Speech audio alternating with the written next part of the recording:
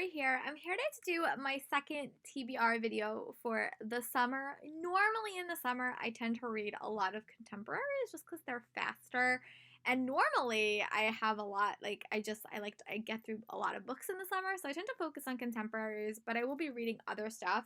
But I decided to show you guys all of the contemporary books that I want to tackle from authors that I've already read, and there's quite a few here, I'll be honest. So yeah, let's get into it. The first one is Throw Like a Girl by Sarah Henning. This is her first contemporary novel she's ever written. I read The Sea Witch by her, and I really enjoyed it. But this one follows a softball star named Liz Rotsky. She winds up getting kicked out of her prestigious prep school for getting into a fight, and she winds up getting sent to the local high school. And the only way she's guaranteed, she's basically like not very popular, I'll say, but the star quarterback who was injured says that if she helps him and the team win with her great arm, he'll make sure she gets on the girls softball team. So it sounds like there's probably be a little bit of love to hate romance going on, but I do normally grow to like sports romances. I love them in the sports elements in the Pushing the Limit series by Katie McGarry. So, yeah, this is one that I would like to read. Also, speaking of Katie McGarry, I still do have Say You'll Remember Me by her on my TBR, but I am struggling to read that book. There is a thing that starts the book off that's a little bit upsetting, and I'm having a hard time reading it, but that is also technically on this TBR if I can get around to reading it and not freak out when I read that part, but that book is also on this TBR. Another book that is on this TBR is I Believe in a Thing Called Love by Maureen Gu. And this follows a girl named Desi who loves K-dramas. And I think that this is a book where she kind of like tries to implement the lessons she learns in K-dramas in her real life. It kind of reminds me like what I would do. Like I used to love soap operas growing up. So kind of like what I would do. I'm curious to see how successful this will be for her. But I did love Maureen Gu's other novels. I really loved the K-pop one. I thought that was super fun. I know people have had some issues with it, but I hope to read this one as well. This is the only Emery Lord book I think that I haven't read, and that's When We Collided. And this we were 17 and shattered and still dating. We have messy, throbbing hearts, and we are stronger than anyone could ever know. And this follows Jonah and Vivi. And I think they're both dealing with some like hard elements, but when they're collide, I think they wind up having a romantic entanglement. I really do love Emery Lord's books, by the way, so I really hope that I get around to reading this one. This is my Katie Catugno tackling. I think I have one more hidden, but I just didn't order, so I'll try to put these in order. Fireworks is about a girl singing band, which I really, really love that. This kind of reminds me of like the Spice Girls.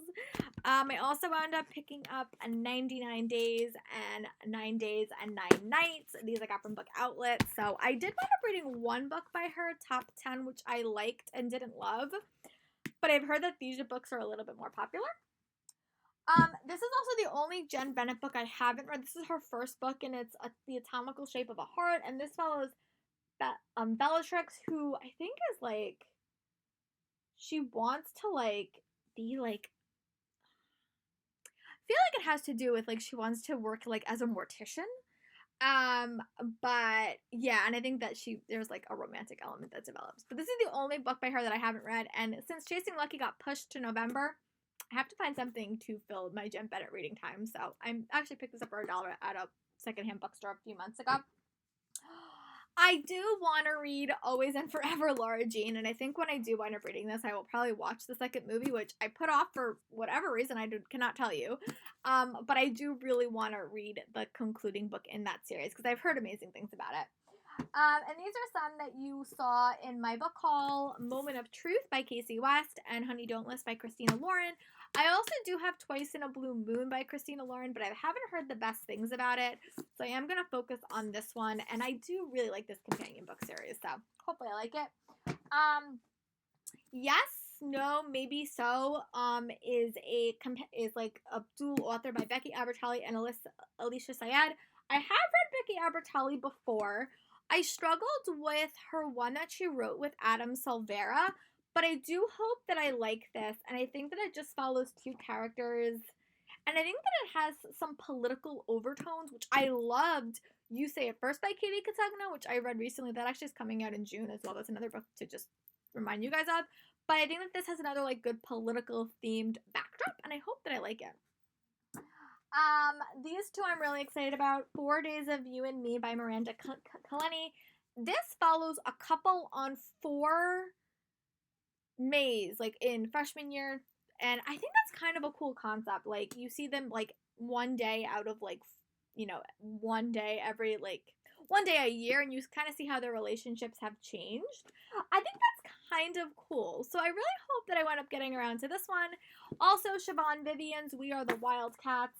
And this kind of follows a group of girls as they're playing, I think it's like field hockey or lacrosse, but I think there's like elements of mystery. This was supposed to come out in March, so I'm sure that it's already out, but I really liked her book Stay Sweet. That's the only thing I've read by her, like on her own, but I hope that I like it as well. I've heard very good things. And then here's another one. This is another one by Katie Catagno. This is How to Love. This one does deal with the aftermath of teen pregnancy, I think, and it follows Rena and Sawyer. So it kind of deals with the aftermath of teen pregnancy. This is another Sarah Dessen book that I do have, which is Once and For All, and this involves like wedding planning. So I really hope that I like this one. I got this a couple of years ago. I actually have a couple of other ones that I can read by her, but this is the one that sounded the most interesting. The next one is technically by Morgan Matson, but it's like under her pen name, and this is Broken Heart, Fences, and Other Things to Mend. I have read everything by Morgan Matson except this series, so if I wind up liking this, I'll probably read the sequel, but I do definitely want to read Save the Date again. Maybe I'll probably try to listen to that. Another one is Time of Our Lives by Osman Sigmund Broca. This I talked a little bit about in my book haul, but this is their newest book, but it doesn't follow the Shakespearean themes. And then the last 2 books are mostly because new books are coming out this year that I do want to tackle. Leah on the Offbeat by Becky Albertalli. This is the sequel to Simon and the Homo Sapien Agenda. I've heard very, very mixed thing about this book, and I think that's why I put it off for so long. But I do want to listen to the epilogue, and also From Twinkle with Love by Sanaya Mignon. I do want to read her other books, so I think I should get this one. This was a former Owl Cry book. So yeah, all my books are on my floor, but these are the books that I'm going to be pulling from March. Not March, June, July, and August. I will be throwing in like some other reads, but these are just the books that I'm going to be pulling from.